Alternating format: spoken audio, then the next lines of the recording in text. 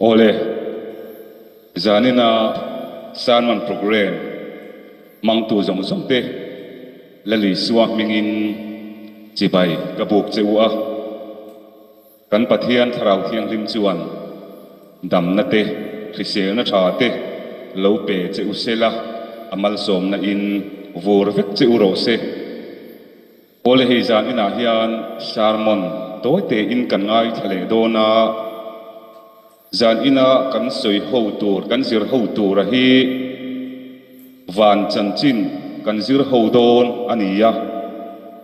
kan thupui tur po hi khoya nge vana om ti thupui kan zir ho don ani eng po ni sela pathian thu kan chiar masa ange Philippi bungthum chang som ni le ni khat lo chia rang u ke ni zong kan ko sakna chu wana ani sia chu da chang ve chuan chandam tu lali so krista chu kan hak rengani ani chuan a tho in engkim po ama thu in a om tir thei chumi tho ji ang zelin kan tlom lai taksa hi ama tak saro pui anga om turin asiam thaliang athu kan siarte lalpan kan zatan malmin som sakro se amen pathian nena tongchaya u olalpa kan pathian sungnung ber wanami imangai nate ikhongai nate imal som nate min dom ti thina he khovela hian hun har satam tak lo thleng thin ma sela nangma mangai na le khongai na awangin chung har sakna lagata te chu ikhongai na in min la chuak le vo thina ni te chuan tu hon thleng mai hian imal som na fakta kin kan chunga ilalan tir hi aro pi kan tia te chuan zanina po he kan pathian live sermon te buat sain hun kan han mangle ania zan ina hian thupui poimo tak mai khoya nge wana om ti thupui zir ho turin kan in buat saya kan sermon ngai thachin zok somte hi nangman tharawin kan thu soi turte kan thilung chewa min silfia saka tharawa riat min thi kan dua inena kan ron lana kan program man chu zong hian buaina le har sakna te om lova nangmani tharau thil limamin kai suai tur in kan lalpa isu kristai min thiang limin kan ron dia la che amen ole zanin kan zirlai tur hi khoya nge fana om ti kan zir ho do na niya heti han ngai mai hi chuan chu tiang ang thupui ho tak mai te sir angai monile kan lo ti mai the ani van chu khi chung lama khi a om renga atok mai ani lomi chu thil dang han zir van dang han zir le chuan angai mi te po kan lo ti mai the ani amaro chu khitia chung lam kan mu thei van ringot khi Bible in asoi van hi ani tia kan lo in ha chuan pathian thu kan in ha na tam tak hi a chhel fo do na ni ti kan sia ta poimo a chu wangin zanina hian van chanchin khoya nge van om ti te Bible atangin kan zir do na ni a man lai Israel ho huna chuan van hi tam tak a om ang te po in an ngaya tin he kan om na le hi chu athek thuai anganga in mi the tharau om na khwar khurum thi mup le van in kara a oma van chu le chung sang taka pathian le angel te om na hun mi fel le tha te tharau chatuana an chong na hun ani a van chu thir chut phek anga kum kul nga chan nei kol kil to pa in natin Israel zudami te kanan lo nga ya Samuel pani na pung som ni pani chang ria ta te so pa pung som thum paria chang li a te a Bible chu soi vek lo ta ila chumi chung chang chumi thu to chan chuan van chuan in nga na anei in an ringa ten Israel ho po in van chu pakhat aya tam omin an ringa le khabu pakhat siude pai grafa le khabu pakhata chuan Testament of 12 Patriarchs ti buwa chuan van hi chhong sar in a omin an ringa amaro chu helai Bible dictionary puchu au thua ma sia ka hian van chan chin aron zia a hian chuan van chu te khin na le en ti na ang zong in Bible hian a soi thu aron soya chu marka bung som pani chang som ni panga la li suwa trong kam te tin korin thon khat bung som panga apola trong kam te atangin van chu mun nilabin om dan soina niya pathian le avan te ko te le chan dam fa te chatuana an om dan tur soina lamani ti in van chung chang aron soya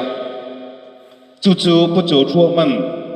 Bible dictionary ya asoi fia danani a engpon ni sela van hi chunglama mi pakhat chau khi tia ngai dan kan nei ani chuan kan ngai dan a thel don ani ti kan ria ta poimo a Bible chang hantar langila FSC pungli chang som a chuan lo chuka chu engkim ati kha theina na van zong chung daya han chawa ve boka kha ani ati ani van zong ati ani chuan van hi pakhat chawa om lo ani ti Bible hian min sila tin korin thon ni pung som pani chang ni thuwa khan van thum na me wa khian la chabin a omati in pola tongkam kan hu boka van thum na me ati ni chuan van khat na van ni na alo om veang ati hi arin ngal thei boka ten tu puan bung som ni pakhat chang khata van thar le thar ka muwa van masa le masa chu aboral to a ti in van masa le an nung van thar le a masa a om thu kan mu boka ni hei hian van Bible ina a soi hian chung lama kan thira kan muringot ki alo kok lowani hi a ti hi chiang takina ron langa tin van ti thumal hrim sima hi Bible hian pakhat aya tam plural form hian a mang deuta pui veka van kan ti hi thubul lam hebrai a chuan shamayim ti in aron soya chu pakhat aya soi tam soina hi vens van te soina aniya ten shamayim ti hi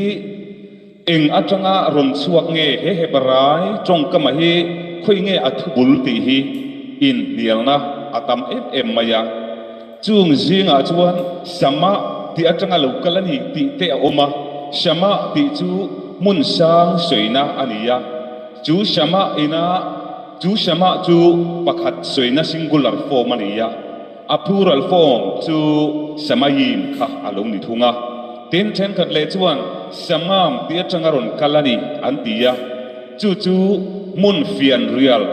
desolate soina aniya samam ti po chu pakhat soina aniya pakhat aya tam plural form a samayim tho amang an manga chu atanga lokalani anti boka ten khat chuan mayim ti atanga lokalani antia mayim ti chu tui soina aniya chu mayim ma a chia chuan thumal prefix antia thumala da chi s le h anta a s le h chu ang ti na aniya ti chuan mayim ma a s h kan da hian samayim ti alonia chu tui ang ti in an soi boka chumi atanga samayim van hi ven hi lo kalani te antia enga po chu ni se khoi atanga local nge ti lam ai chuan van chu pakhat aya tam soina van ati hian chung lam chau a soina anilawani ti hi alang chianga tin hebrai atanga Greek trong a anle Bible Greek Bible a chuan van chu auranos ti nan lama auranos ti hi ami zo trong chuan mun sang chung lam soina ania he thumala hi ni hualvel tu planet zinga pakhat Uranus lukpuya ngai kha ania Uranus bo mun sang taka ani awangin chumi atanga local ani mel ani engpon ni sela van kan ti chu pakhat aya tam a omani ti hi a chiang maya chu Elijah ka korin thon di bungso pani chang di a van thum na me wa khian lak chhovina oma ti ani awang hian mi then khat theologian te chuan van khat na van ni na van thum na ti in an then ve a chung an then da na chu hetiang hi ni a van khat na chu kan om na lei tuam tu atmospheric hi ven an tia kan lei tuam tu po ruwa te sava te vur te real te po an om na chin khilaya khi van khat na ti in an soya Bible chang thuan lak chua po Deuteronomy bung som pakhat chang som pakhat thu te Sam number za pali chang som pati te Isaiah bung som nga panga chang som thu te kha an ron tlo chan aniya ole thukam khathan nei le lokila zan in kan program hi khongain atop thing min long ai thak sak ula chu tiang ani lo chuan van chan chin hi kan fia zo don lo ani ti kha e kanan sei du ani ti chuan van khat na chu vur te ruwa te sawa te chen na an om na hun khi ania ti chuan van ni na chu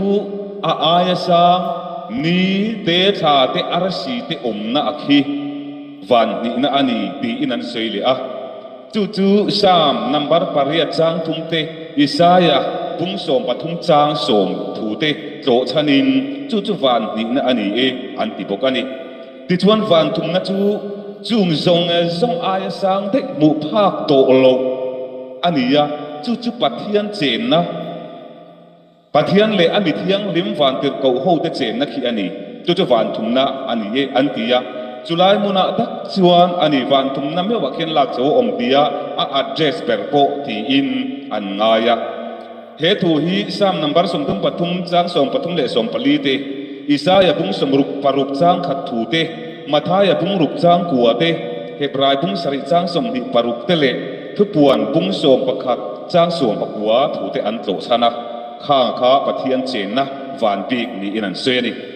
ole chu mi thiam te na van an lo soi dan an lo sil fia dan te ania pakhat ai chuan a tam thapot ani van khat na chu sapa te ruwa te real te vur te om na khi ani an tia a pani na chu ai sang le arsi te tha te ni te om na ani an tia a pathum na chu ai sang le pathian le mi fel pathian than te le van tir ko te om na ani an ti ani ama ero chu mi chawa chu van ani em Chumi chawa chu em ni van kan tia o ni e kan ti chuan van chang chin thu Bible kan hua hian thil in tu ha lo le thil kim lo mai pal mai a om don chiang ani ti hi alang ani chu van kha mi pathum chau a kha mi pathum chau a kha van ni mo kan ti chuan kan thil rin pathian thu kan pom dam tak hi kan chhet don ani achan chu kha mi pathum chau khan sava te real te om na te ten me le tha le arsi om na te pathian le mi thiang lim te le van te ko te om na kan han address remote hian thil fel lo om the oma chu hun le mun hian Bible thu hun le hun hian om sia anei don lo wani ti hi kan e alang siang sa ani chu eng tin nge kan siat thei kan ti chuan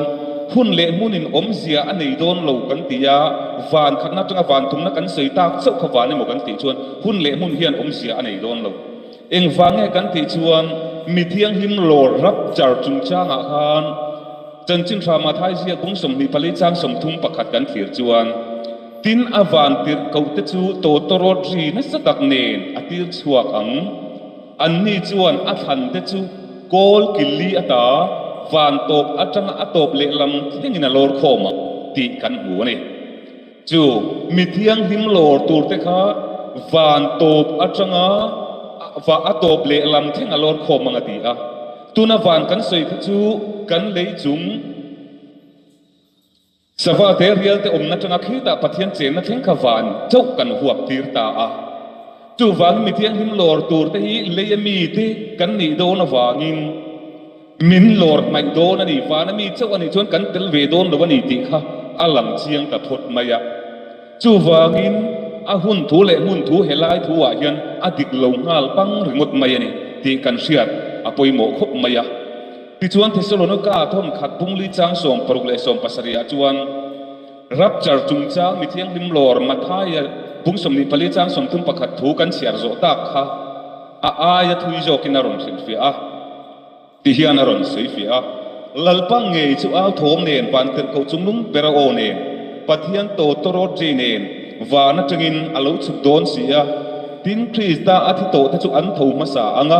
chu mi nuwa chuan ke ni nunga lo la om renga te hi boruwa ka lalpa muak turin an ma ni rualin chum zinga te khian lak chabin kan omang chu ti chuan kum khua in lalpa ne na kan om to ang ti thu kan mu ani heta hian mi thiang lim lor tur a lor tur te hi mit hi to te tharau le nung tamate nung tamala om te atangin lor do na chu wangin van kan soi sapathona atanga sapate len na tual len na atanga pathian chen nak inkar ringot wana kan ti chuan mi thiang lim lor huna ke ni himin lo lor tel don lo kan ti a adik bok tin a hun thuwa mi thi to ma na thi to teng te kha alor tel don lo em ni yang ti hi kan ngai tu tel apoi mo a mana thi to pathian mi than te hun rei to takatanga thi to vo in ni thenga nungdama la om te ne na lor tur kan ni awangin pathian ina mi thiang ni ma lor don hian mi hring zong song singa mi huap thei turin helai van theology hian kan mua maro chu tuna kan soi ang vana tang ringot ani chuan a thu hi a kim don lo ani lor bang lor ve lo an om don ani ti hi alang chianga chu wangin van chungchang kan zirfia angai ta em mai ni ti chuan kan zon chu atur chu van chu enge ni ta bible na soi chunglam van khi a soi chu atam maya chunglam van a soi na khi bible hen atam maya ni ama ai ro chu tiang ni mi alo van a soi na hi bible la om boka julai ta ka chu kan zir khen kan zir tur poi mo lai chu ani ya ti chuan mathaya pungruk chang som pakwa le som dia chuan ti hian min sila le sul ru le tui ekin na ei chiat na a ruk luten an re po an ruk na hian intan ro te khol khom su vana sul ru le tui ekin na ei chiat lo na a ruk luten an re po an ruk hek lo na chuan intan ro te khol khom zo ro min ti ta ani vana ro khol khom turin min ti ya enge ni kan ro chu kan in le lo kan sum le pai le kan thil nei lu te mei ba ta kan tu le fa kan lei chin u nau le kan nu le kan pa pi le pu te hi he le kan ro hu ber te an ni ya chu chu eng ti nge vana kan kholang ti la ye hi kan ngai tu tur chu ani van kan soi ta sabathona tanga pathian chena khilai a khian han da do ne la han che khol do ne la thona te mangin han ti thin ma ela a thei lo reng mai ni chu wangin vana khol khom turin kan ro te mi ti sia chu wangin khoya nge van chu om ti lai kha kan zon mu angai ta ani ya chu tiang ani lo chuan van kan khia chian lo chuan kan ro khol khom he atik thei don lo wani ti hi kan siat apoi mo em ringot mai ni chu wangin van lama ro khol khom tum ti awanga hemi van kan soita van khat van ni van tum kan soita ka handa tum na lam kha bible hian min tum puya ni lawa chu lo chu van dang ro khol khom na tur pathian ni min ro sakani ti hi aron lang chiang ta ani kan fa thi chunglam wana khol khom tum ringotila kan fa piang him te hi khalal pa lo dong ro ilak inena karon da eti in for fakila an ron tla thum chokanga an thi dai mai do na ni khatiang zo khamin tum pui ani lawani ti kan sia da poi mo a tin philippi bung tum chang som hi a keini zong van khwa le tui kan ni sia ti in tir ko pola tong kam kan huwa tir ko pola khang tinge he kho vela om reng si in van khwa le tui ani thei he kho vela van khwa le tui ni dang chu kan sia a khwa le tui ni tur chuan ke hi india mi kan india khwa le tui kan ya america usa a khen usa khwa le tui kan ngot thei ni tur chuan hun eng mo chen usa a uma khatianga pe kha anga ya chu tiang chu khwa le tui ni angai thi india ma po nam dang foreign lo lut se india khwa le tui an ron di ngal ngot thei lo hun eng mo chen an om ve a khatiang anga ma an lak chau kha angai ani ti kan sia chu wang hian feel e tir ko bol la teng te po hi he ko vela om reng si hian van khwa le tui ni tur hian van huna an lo cheng ani ti hi aron lang chiang ta em mai ni chu vana chu khoya ngia ti kha kan zon tur ani a chu wangin he thu hi hlasiam tu po in ron la chongin kei zong kho vela chengin om ma ila kan kho sak na te chu vana ani sia ati he kho vela hian chengin om ma ila kan kho sak na te chu vana ani sia ti dai be ni eng tin nge khovel si in vana the kan ti chuan chu vana tak chu khoila ya nge ti kan zir chua poimo tur chu ni ya tin FSC bungruk chang som pan hi a kan buan te hi ti sa le thi sen an ni si lawa lal na le thu nei na te le he thim chunga khovel ro rel tu te le van huna te tharau sual ho te an ni zoke ati ani kan buan te chu enge ni kan ti chuan van huna tharau sual te ni van mun kan soita kan khan khi lam kan ti kan thir ani ringo chuan khi ta vana khian tharau sual te kan han buan em ni buan turin kan han lo nem ni love chu van he khovel lai nge si hian van mun tharau sual te kan buan thil eng ti nge kan buan thei kan ti chuan van chu khoi ange ti hi kan zon chua thil kan zon chua hi thil chu le poimo tak mai alo ni ani ti hi kan riat poimo khop mai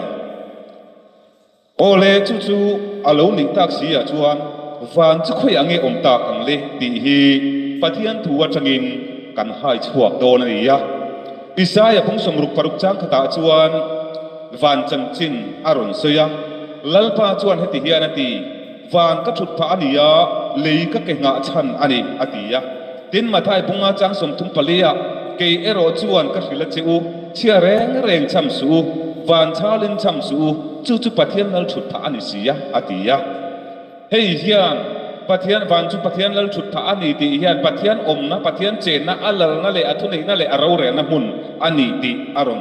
tar langa tin mathai bungruk chang kwa la li son trong trai dang tur min zirti ra khan kan pa vana mi yatiani pathian chu van mi vana omani ti kha chiang reng maya tin mathai bunga chang somli pariata chu ti chuan in pa vana mi a thapam kim angin in thapam kim turani ti kan muboka Bible tua hian pathian chu vana omani ti chung chang tu hi mun sang aron ziak kur lei luaya kan soi vek seng lowang chu wangin van chu engeni kan ti chuan van chu pathian chen na pathian na pathian lal na le aro rel na mun kha ani ti hi kan riat apoi mo khop mai chu van chu tu siam nge kan ti chuan ama pathian siam ani awangin chu van chu pathian chuan adu dan dadin ati thiang ati thei bokani ti Bible po kan hu a eng tin nge ati kan ti chuan van chu pathian in akai thar thei akai phar theia ati kun theia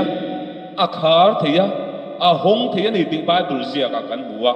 van kai thar thu hi sam za pali number za pali chang dia the isai pung sum li chang sum ni pani ate isai pung sum li pani chang thu ate kan buwa tin van ti kun chung chang hi Samuel pani na pung sum ni pani chang som te sam som pariat number som pariat chang ku ate kan buwa ni tin van khar chung chang te chronicle te kan buwa tin van in hong chung chang te hi Genesis te Mathaya te Marka te mun sang te van in hong chan chin te kan hu vek ani asiam tu pathian hian van hi eng ti zong po in ati theiani adu thuina tir theiani ti hi kan se chiang theita a chu wangin van chu pathian le amithiang lim te le athan te chen na turata na puat sai pathian chen na mun ani awangin chu he khovel kan ani awa he khovel kan ni awangin van kan chen ve thi na tur chuan pathian hian kan tan van akai tharin van chu atikuna van te po a hong thi na ni ti te kan sia a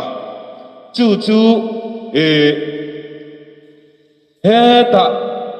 Genesis sia ka tang khan kan chui thodo na ni a amasa pera chuan van chu he khovela enge ni ti kan chu chua do chuan van chu pathian chen na mun ami thiang lim te na mun ami thiang lim te ne na an len dun na mun ani ti kan ria a chung ang chu khoya nge he khovela to lo thing to kan ti chuan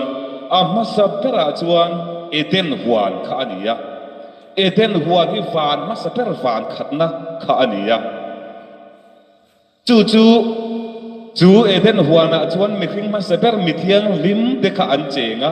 pathian po a chenga pathian ne nan leng dun thina pathian ne nan in koma an in pol thina ni mara chu van muna hian kan sia tura chu vana chuan sual aleng velo pathian chen na mun vana hian sual aleng velo wa chumi ni awa chuan eten huan he ko vela pathian in van ma saber ami te che na tura alo buat sai eden huan van khatna kha a khan ko vela omani ka ta wangin khi ta pathian che na van chung sang ber kan soita van thum na a kha chuan sual ten hunan chang to lo thu nei nan nei to lo an tan huna to lo wangin he ko vela ami thiang lim te le pathian ne kan che na una tur van na buat sai ma saber eden huan na ero chut ko vela omani wangin sual lu thei tak mai ne ti chuan suala lu tam mi khing chu suala an lo tluwa mi khing te chu mi bol lo mi ten mi thiang lim lo an lo ni ta a chu wangin an tan van kha chan ve thi ani to lo van khat na eden kha chu an tan khar ani a chu vain eden wa na ten e kho ve la no chu an ni ti kan si ani ti chuan van khat na chu khar ani ta ti chuan van ding na chu enge ni kan ti van ding na chu enge ni le ta ang kan ti chuan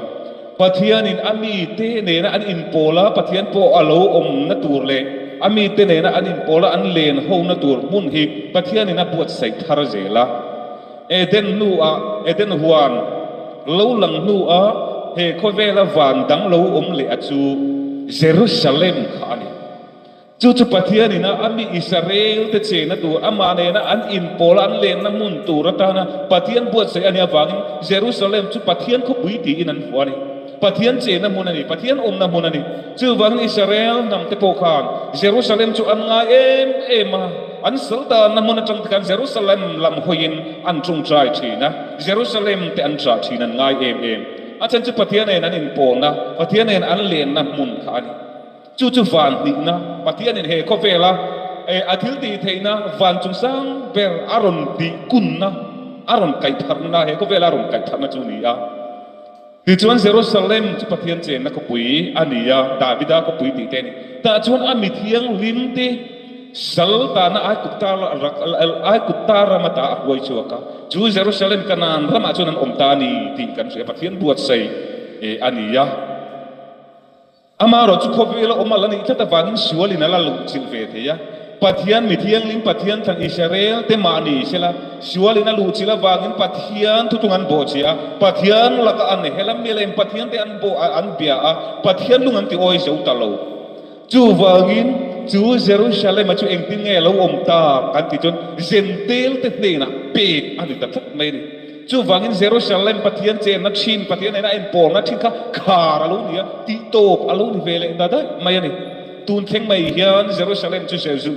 zentel te ra ape in alo reng mai ni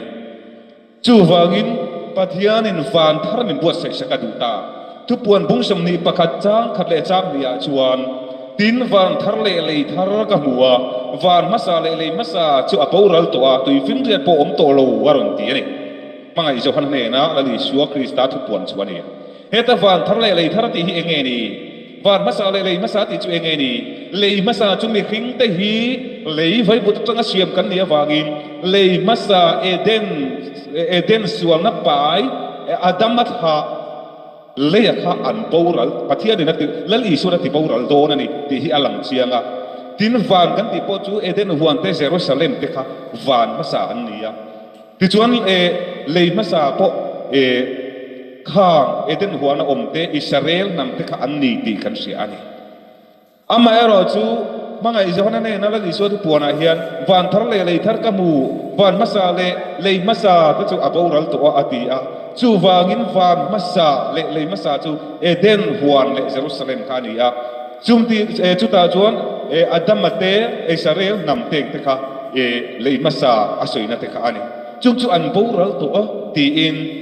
Bible tu hian aron soya ti chuan van thar lo lang ta chu van thar chu enge ni kan ti chuan lal i suwa khovela aron kala ti chuan he khovela ami te che na tur ami te him na tur ama ne nan in pol na tur ama na kal sang to lo tharawa a op reng to na tur pathian na buat sai le oma chu a she om na kal varitang cross atranga aron din chua aron siam thar ania chu enge ni kan ti chuan kau rang hi alo ni da ani kau rang chu Krista taksha ania chu pathian in he ko vela van thar aron din Jerusalem thar aron din van thar eden thar aron din chu ania chu van thum na kan ti chu alo ni ta a chu helai sia ka khan van thar le le thar kan huwa van masa le le masa chu aboral to a tuifin riat pom to lo tin ko tiang lim Jerusalem thar chu aron tita ko tiang lim Jerusalem thar chu mo apasal ela in che anga pe dia bin pathian ne na mi va na ta alo chu ka mu boka atia hei hilal isua ina alo ken Jerusalem thar van ni na alo ken thak akha ania chu he khovela aron tung dinga chu ama taksa ko khan ho te hi nia ko khan chu mo ti ina soi je la Bible chuan mo ne mo ang ina soya chu mo chu apasal ela in che anga pe dia min pathian ne na mi va na ta lo chu ka te ni chu ko khan a soi na nia chu ko khan chu pathian ni na ami te hun nununga kan him na turata na le amanen kan in pola kan len dun fo chin na turata na min pe van thum na chu alo ni ta ani ti chuan van zia Bible atangin kan sia van khat na chu Eden huan van ni na Jerusalem van thum na ko khan chu pathian a cheng sel ani pathian na mun thin pathian che na thin ani ya ma se pathian dan pathian tu tungan bo che da wangin Eden le Jerusalem chu pi boral ani ya Jerusalem posen te ko ta pek pek to ani ya pathian chen na pathian ko pui ang an tun ma pathian ko pui ang kha ani thei to lo wani ti hi kan bu chiang ani tun huna po hian ti chuan heng van kan ti Eden huan te Jerusalem te ko khan te hi ki ta chunglam pathian chen na van nen khian a in som vek ani pathian ina kai phar pathian ina tiku na ni ti hi kan siat apoi mo khop maya chu eng wange kan ti chuan pathian mangai na wangin pathian khongai na awangin mi khing ti thei ruwa lo chu pathian chu na ti theya chu wangin kan ta na wa na ron tiku na aron wa na ron kai thara chu ami thiang lim te amanen kan in pola kan che na tur chu alo ni ta ani ti hi kan siat apoi mo a khi lai van sabat fo na te tin arsi om na te tin khi ta pathian che na kan ti ate chu mi pathum te chu an in zom ve kan ti kan sia engin nge zom kan ti chuan boruak ain kara boruak in zom zela chu boruak ka chuan enge en ti kan ti chuan tharau thiang hlimani chu van hele pathian in van min tin sakle chung lam pathian chen na van tir ko te pon om na van a in zom na chu tharau thiang lim pathian tharau nge chuan ya chu pathian tharau a sui zom chu kan ni ya chu wangin he ko khan van thar pathian in amin buat sai sak a hian tir ko pola te ko kana an lo chen china wang hian alom van khwale tui kan lo ni an lo ti ni tin la siam tu in cái dòng khô về là ông mày là cần khó sắc na te chu va na ani sia ti in he ko khana hian pathian in van min kai thar saka hian an oma wangin an ko sak na chu ko khana va na alo ni ani ti hi chiang takin kan mu thei ta a ti chuan va na in tan ro te khol khom ro ti po hi lalpa kha ro karon khole ti a van vor lam ni lavin ko khana pathian in van na kai thar ko khana hian pathian ram til pek so ma pakhat te i fanau ro chan te ko khana i nim pu ma ko khana pathian rongan bol chi hian wana ro kan kholani ti hi alo chiang ta khi ta wana ko to han lo na ngai to lo wa pathian in van min ti kun saka min kai phar saka nai te a pathian in min chop sak do van hi chu wangin kong ka zima chun lu jawati poka hewan kong ka ko khrang hi nia ko krana lua ko krana chu pathian rong bola pathian kan von tat hi apoimo ani ti hi kan sia ta poimo khop mai hey mitam tak chuan kan tu le kan fa te hi USA ate ram dang chang kam tak taka kan ta ani chu kan lom em kan chen le rual te mena ha hi te po in kan se ni ka fa chu USA om ve ka fa chu Delhi ya om ve te kan ti ya in soi the nan te kan mga man chu ti turani ama ero chu I tu le ifa USA om ai chuan I tu le ifa van mun ko khana an om a thata ka pathian rongan bol tu ka lom om le in soi the na tur hi khovela om lo reng mai ni